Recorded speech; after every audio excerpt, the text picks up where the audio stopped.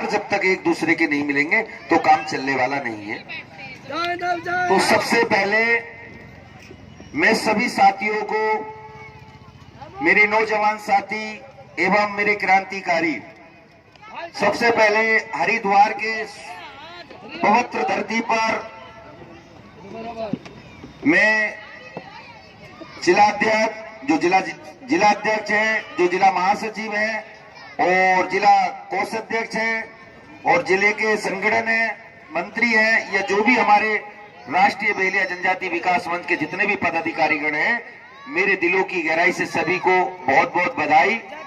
और ऐसे समय में भी आपने जो समय दिया इसके लिए भी बधाई। लेकिन साथियों,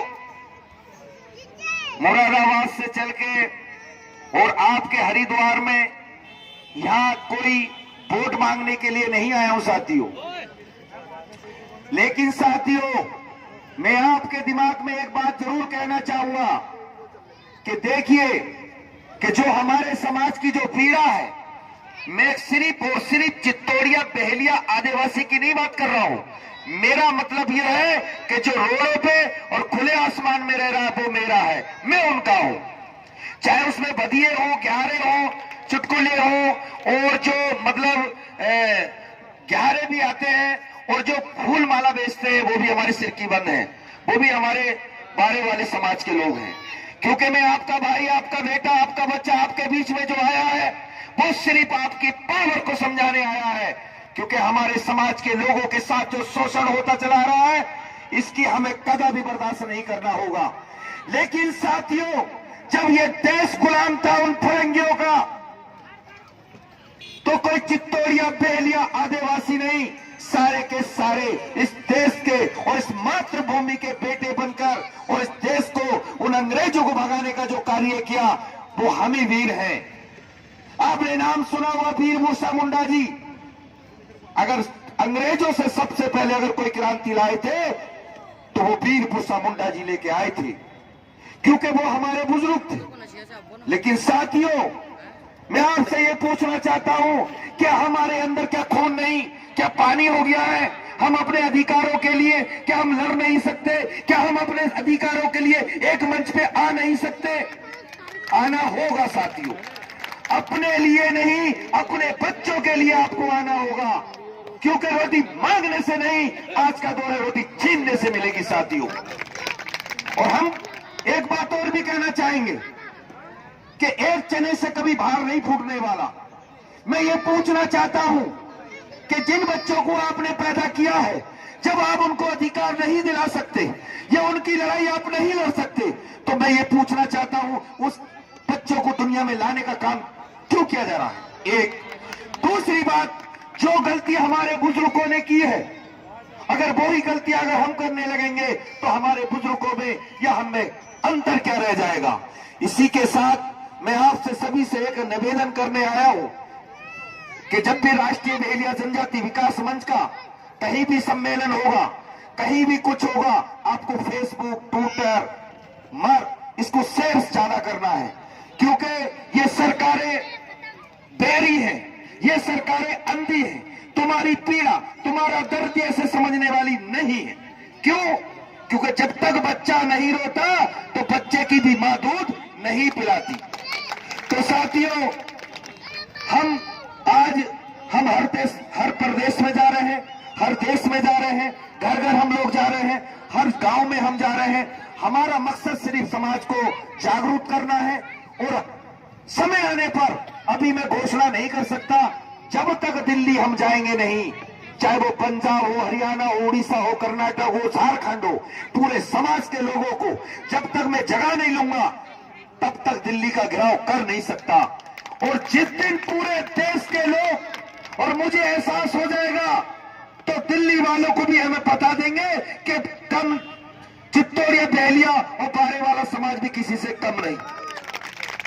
लेकिन अगर आप ये सोचे कि एक नेम सिंह बहेलिया, आपका भाई, आपका बच्चा, आपका बेटा अगर केंद्र सरकार से लड़ाई लड़ेगा, ऐसा कदा हो नहीं सकता। क्योंकि जहां चलता है जनता मंत्र वहीं चलते हैं सारे मंत्र, और जिसका नहीं चलता है जनता मंत्र उसका कोई नहीं चलता है किसी भी प्रकार का मंत्र। तो साथियों, हमारे बारे वाले समाज के लोग तो बुद्धिजीव है, हम काजों से मानखों से कैसे भी फतिया अपना कमा लेते हैं। इतने होशियार होने के बाद भी अगर रोड के ऊपर में कोई समाज पड़ा है तो मेरा बारे वाला समाज, मेरा सिरकीबल समाज पड़ा है। ये शर्म की बात, बड़े दुख की बात है। इतने बुद्धिजीव होने के बाद भी कहां पड़े हो भाई, किस दुनिया में जी रहे हो।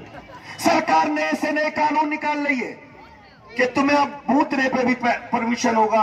अभी कल ही कानून हुआ है, कल कानून हुआ है, बाप बेटे से बात करेगा तो नरेंद्र मोदी सुनेगा, मां बेटे से बात करेगी तो नरेंद्र मोदी जी सुनेंगे। तो साथियों, नए से नए जब कानून चलते आएंगे तो वो कौन सा दिन होगा कि जो हमारे बारे वाले और सिरकी समाज को यह कह दिया जाओ कि तुम इस देश के नागरिक नहीं हो, तो ये बताओ फिर कहां जाओगे आप, फिर कहां जाओगे। मैं जगाने निकला हूं, ना सोऊंगा ना सोने दूंगा, ये आपको मानना पड़ेगा साथियों।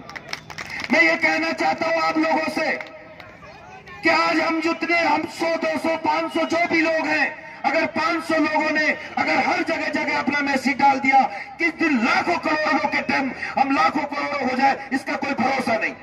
और जितने लाखों करोड़ों लोग हम हो जाएंगे तो हमारे विकास को कोई रोक नहीं सकता, ये मैं वादा आपसे कर रहा हूं। लेकिन साथियों, मैं आपसे एक अपील करने भी आया हूं और रिक्वेस्ट भी करने आ रहा हूं कि आपने देखा होगा काजों की, माणखों की जब सभाएं होती है तो आपने देखा होगा कि भीड़ बेपना होती है। लेकिन हम तो ये कहना चाहेंगे कि नहीं करेंगे किसी की ताबेदारी और हिंदुस्तान में लेंगे हिस्सेदारी, क्योंकि इस देश के नागरिकों में, इस देश के मूल निवासियों में हमारे बुजुर्गों ने हंसते हंसते फांसी चढ़े हैं और हमारे समाज के लोगों ने तीर भाले सब कुछ चलाया, तो फिर हम इस देश के नागरिक हैं तो फिर हमारे अधिकार कब मिलेंगे। लेकिन अधिकार तभी मिलेंगे कि जब तक हम रोडों पे नहीं आएंगे, और रोडों पे जिस दिन आ गए उसी दिन हमारी मांग है कि हम घुमंतु समाज के लोग हैं, हम लोग एससी में नहीं, हम लोग एसटी के लोग हैं, हमारे प्राण पत्र जारी होने चाहिए। उसके साथ में साथियों, प्राण पत्र के साथ साथ जो जिनके पास भूमि नहीं है, जिनके पास भूमि नहीं है, सरकार की जिम्मेदारी बनती है उनके पट्टे भी होने चाहिए। उसके साथ हमारे जो बेलिया, चित्तौड़िया, बारे वाले सिरकी समाज के लोग हैं जो पढ़ाने की उनकी कंडीशन नहीं है, यह सरकार, केंद्र सरकार, भारत सरकार की जिम्मेदारी बनती है कि हमारे बच्चों को पढ़ाने की व्यवस्था भी भारत सरकार को करनी होगी।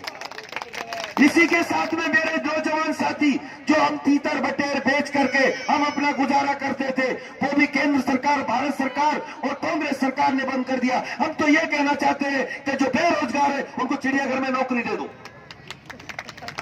जब वो नौकरी करेंगे तो अपने बच्चों को पढ़ाने का काम करेंगे और शिक्षा से जोड़ने का काम करेंगे, और जब पढ़ेंगे तो वो आईएएस, पीएस, डीएम होंगे, तुमसे भीख नहीं मांगेंगे, क्योंकि ये देश हमारा है, ये मुल्क हमारा है, हम देश के नागरिक हैं। और इन लोगों ने क्या किया है, सिर्फ 15% लोगों ने 85% पे राज करा है।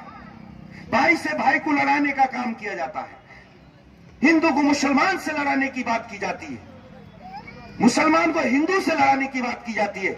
मैं पूछना चाहता हूं नरेंद्र मोदी जी से, सिर्फ इतना सा पूछना चाहता हूं कि जब ये बता दो आप मुझे, आप ये बता दीजिएगा कि राम मंदिर तुम्हें पहले नहीं दिख रहा था जब बहुमत से सरकार आई थी, 2019 आ गया तो राम मंदिर की बात कर रहे हो। हम चाहते हैं राम मंदिर, या हम मंदिर मस्जिद की बात नहीं करना चाहते, हम चाहते हैं विकास की बात। समाज का अगर विकास होगा उस पर बात करनी चाहिए मोदी जी। लेकिन मैं बहुत सी बातें कहना चाह रहा था साथियों, लेकिन मुझे समय ना मिलने के कारण मैं आपसे एक अपील करूंगा कि सब लोगों को एक मंच पे आना होगा। और मैं एक बात और भी कहना चाहूंगा कि जो राष्ट्रीय बेहलिया जनजाति बारे वाला जो विकास मंच बना है वो आपका मंच है, वो आपका विकास करेगा, क्योंकि मैं भी काजों की औलाद नहीं, बारे वालों की औलाद हूं। जब ब्राह्मण पे मर सकता है, ठोकर ठाकुर पे मर सकता है, गुजर पे मर सकता है, तो बावरी समाज के लोगों और चित्तौड़िया आदिवासी समाज के लोगों और मेरे सिरकी समाज के लोगों, मेरे भदिया समाज के लोगों, जितने भी हैं, तो वो अपने समाज पे क्यों नहीं मरना चाहते? कि तुम्हारे अंदर क्या खून नहीं, क्या पानी हो गया है? नहीं, पानी नहीं है, लेकिन हम लोगों को अभी कोई मंच नहीं मिला था ना, अभी हमें कोई जागरूक करने वाला नहीं मिला था ना, एक सबको साथ और सबके विकास की बात करने वाला नहीं मिला था ना। लेकिन मैं वादा, आपका भाई, आपका बेटा, आपका बच्चा आपसे वादा करता है कि भारत के अंदर में नहीं करेंगे किसी की ताबेदारी और हिंदुस्तान में लेंगे हिस्सेदारी, क्योंकि ये मुल्क हमारा है, ये देश हमारा है और देश के नागरिक हमें। और साथियों, एक और बात आपको आज मैं बताना चाहता हूं, हमारा 3 चीजों का अधिकार हुआ करता था, हमें उन तीनों चीजों से वंचित कर दिया गया। ऐसी राजनीति हमारे साथ हो रही है। 3 चीजें, जल, जंगल और जमीन हमारी हुआ करती थी, हमें तीनों चीजों से वंचित कर दिया गया। मैं ये पूछना चाहता हूं कि जिस दिन मेरे समाज के क्रांतिकारी युवाओं के जोश जिस दिन आ गया, हम तीनों चीजें लेके रहेंगे। जब अंग्रेजों से लड़ सकते हैं तो 15% क्या धनिया बेचते हैं? कोई धनिया नहीं। लेकिन हमें एक मंच पे आना होगा। अगर जिस दिन मंच पे एक पे आ गए साथियों, तो करेंगे नहीं किसी के ताबेदारी और भारत में लेंगे हिस्सेदारी। ये हमारा वादा है।